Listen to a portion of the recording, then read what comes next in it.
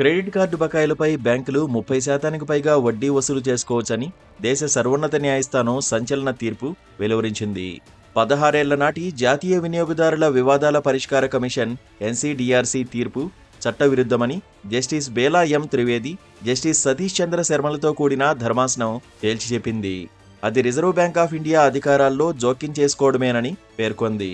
ఆ తీర్పు banking regulation act 1949 ఉద్దేశానికి విరుద్ధమని సుప్రీం ధర్మాసనం స్పష్టం చేసింది. క్రెడిట్ కార్డు హోల్డర్లను మోసం చేయడానికి బ్యాంకులు ఎలాంటి తప్పుడు సమాచారం ఇవ్వలేదని ధర్మాసనం అభిప్రాయపడింది. బ్యాంకులు క్రెడిట్ కార్డు హోల్డర్ల మధ్య కుదిరిన ఒప్పందం నిబంధనలను తిరిగి రాయడానికి ఎన్సీడీఆర్సీకి ఎలాంటి అధికార పరిధి లేదని పేర్కొంది.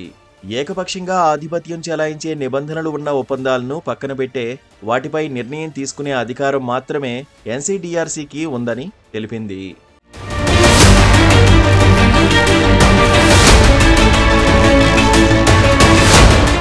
అయితే విధించే వడ్డీ రేటు, ఆర్బీఐ ఆదేశాల గురించి ఎప్పటికప్పుడు బ్యాంకులు క్రెడిట్ కార్డు హోల్డర్లకు సమాచారం ఇవ్వాలని తెలిపింది.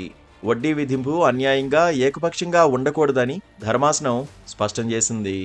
సరైన సమయంలో పేమెంట్లు పూర్తి చేయడం, ఆలస్య రుసుము వంటి బాధ్యతలు, హక్కుల గురించి క్రెడిట్ కార్డు హోల్డర్లకు బ్యాంకులు అవగాహన కలిగించాలని ధర్మాసనం సూచించింది.